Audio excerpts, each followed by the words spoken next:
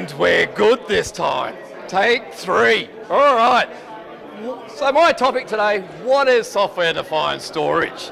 Now, let's think about it from a cloud perspective. When VMware back in around 98, I would say, started talking about the cloud, there was a lot of confusion, and then a lot of people jumped on that bandwagon. Everything was cloud-enabled, cloud this, cloud that. Unless it was a consumable device, then it was I this, I that. So we seem to, it's the same thing happening with software-defined. Seems to be, but there are some fundamental rules on what is software-defined. So in this case, we're going to focus in on software-defined storage. Rule 1, it has to be software, because otherwise it's not going to be software-defined, is it? It's going to be hardware-defined. So let's keep it simple. Software-defined, first step, software. All right. 2, it has to be manageable. What do we mean by that? Well, what is the software-defined components, whether it be the software-defined data center and all the underlings around that? The software-defined networking, software-defined storage, software-defined compute. Well, what we've seen, obviously VMware came in and slammed the market with their software-defined compute, with their hypervisor layer. All of a sudden that the market realised, hey, where we started with consolidation, we can now also have agility and our business needs can be met. Whereas I'm sitting there, you know, ring, ring, give me a compute. Next thing you know, 3 months later, I've forgotten about it. Someone rings back and says, your compute's ready in the data center, ready to go. VMware comes to the party. All of a sudden, we're up and we've got compute ready in minutes, sometimes hours, sometimes days, but you know, that's a process thing, not a technology thing. So what it has to be manageable, and it has to be manageable not only from a control point, but also via an API. So what are we looking at? Software-defined storage has to be software, and it has to be manageable, should have the API hooks so it can fit into your service management thing. What we want is that agility all the way through the data center, all the way through our storage. So let's look at what really the components of software-defined storage. 1, you're going to have a control plane. 2, you're going to have a data plane. What is it about those 2? Well, think of the control plane as that sort of that management component around that. That's where all the service control comes from. Data plane, that sits really in the data path and brings new capabilities into play.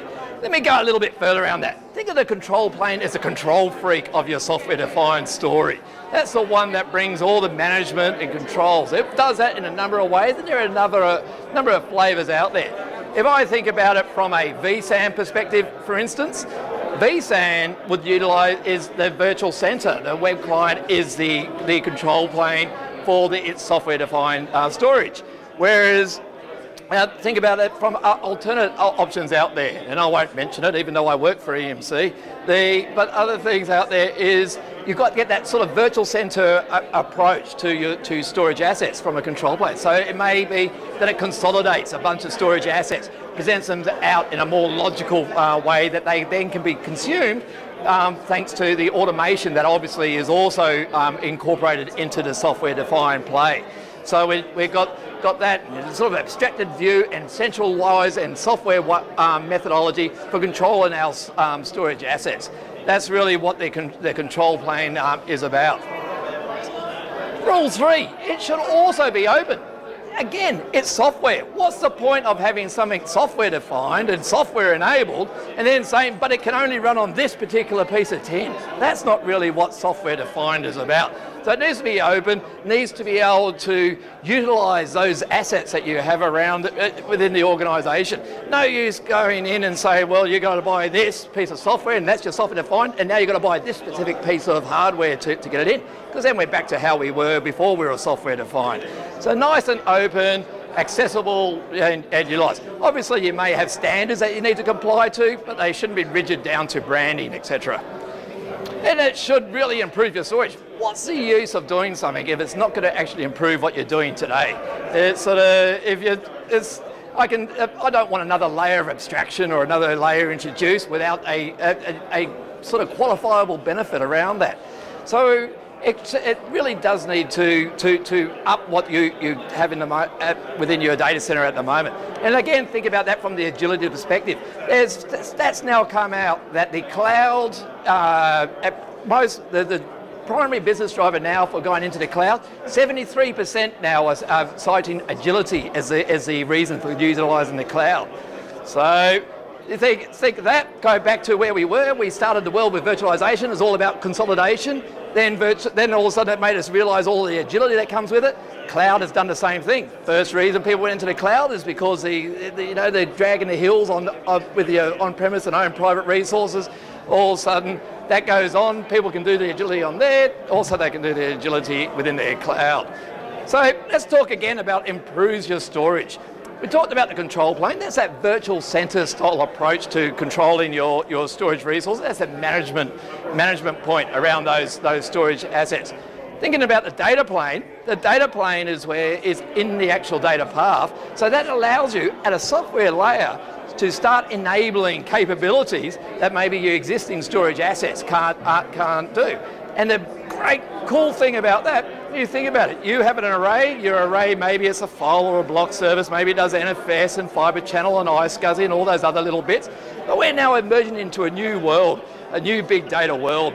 Maybe we want object storage, maybe we need some sort of different addressable way of going in, maybe we need to layer new capabilities over the top, maybe we need a way of doing protection around those services, all that. We need to drive ourselves to a higher level of capability. Do you want to go and reinvest into that? No. And that's where the data plane comes in and starts bringing new capabilities in.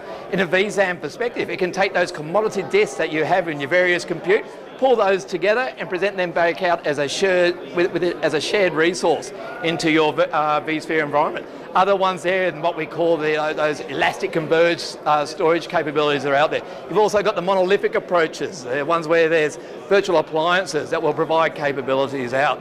All very, very cool stuff, all within the data path and leveraging those assets, again, underneath you. Again, keeping in mind, shouldn't be dictated to around that. There we go. So, think from a data plane perspective, it's about bringing new things in, about pumping yourself up and bringing new ways in. Much like how my friend here is obviously he's much improved over what he would be in a normal sense. Again, we think about the data plane. That's what the hypervisor is providing from the vSAN perspective. All very, very cool. So why do we want that? Like I said before, new capabilities. We want to get more out of our existing storage services, and that goes for the rest of the data center without having to reinvest. So that's what software allows you to do. It allows you to be more granular about it as well. Maybe you've got specific use cases that won't justify another element within the data center. Again, software can bring that in. It can bring it down to a very granular sort of tenant style level. You want to simplify your management by doing it through software defined. What that allows you, if you've got that control plane, maybe that has all your storage assets underneath it. That means you've got one entry point, one control point for all your storage ecosystem.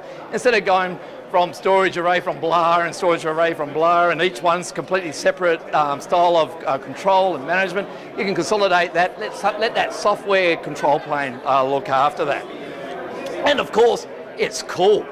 You know, that cloud fuzziness and all that sort of confusion that it gets, software defined is very easy. Number one, it's about automation and bringing agility into your environment and doing it at the software layer. Very cool, give it a go.